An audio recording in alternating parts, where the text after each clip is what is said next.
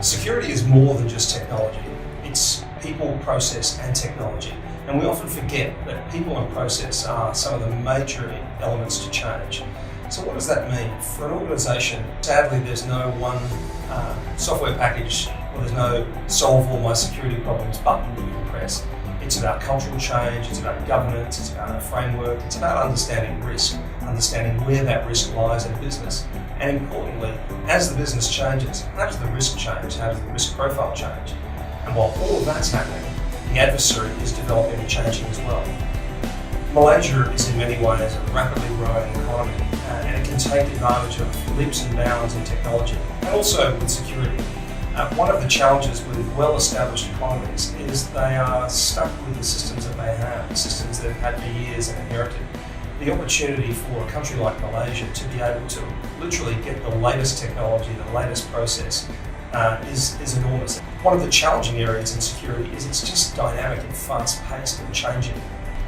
At Accenture Security, what we bring to bear is 6,000 security professionals in an extended network of about 400,000 staff that can bring the very best of a particular security dimension to the problem. As a global company, we can deploy that capability here. When it comes to security, hope is not a strategy. You need a strategy to tackle the threats you face. One of the ways that organisations around the world have traditionally done this is through regulation.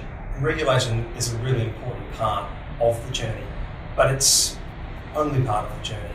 And if it's not done correctly, it can be what I'd like to call one-handed clapping. When it comes to changing security in an organisation around people, process and technology, there's really got to be a carrot and stick approach. The stick is often regulation, and regulation is important. It gets the attention of people to be able to act. But the carrot, the incentive to act, really has to be around the things that drive that business. You do need both elements. There has to be regulation to enforce rules around minimum standards, but that'll only get you the minimum. The advantage comes when you unlock the potential of an organisation, you understand and manage their risk appropriately, and they're incentivised to do that. So you've got the stick to make sure they do the minimum, and then the carrot to lead them where they need to go. My 3 tips for any organisation when it comes to security would be these. Number 1, be very good at the basics. Number 2, invest in new and emerging technology. And number 3, test yourself. Whether it's red teaming, advanced adversarial simulation, or just simply pen testing, you need to be able to do that. We live in a truly connected world, and data really is the money in the new economy.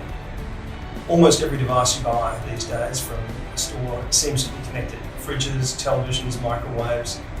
You could potentially be ambushed by a home appliance. In that environment, in order to harness all the benefits of connected technology, connected living, the connected house, you really need to understand where security fits into that. Our job is to make sure that that's not an afterthought, and we've thought about that as we develop and deploy that technology to organisations. Security is all about growing confidently. I like to think of it as the Teh Tarik example. Not too hot, Teh Tarik, not too cold, Teh Ais. It's important that we find the middle ground. It's easy to enable everything digitally and derive those benefits immediately. It's a bit more challenging to do it safely. So we see 3 kinds of players in this market. There's the racing car driver that wants to drive at 400 kilometres an hour with no seatbelt on. They're probably going to go out of business quickly. Then we see the people who want to stick their head in the sand.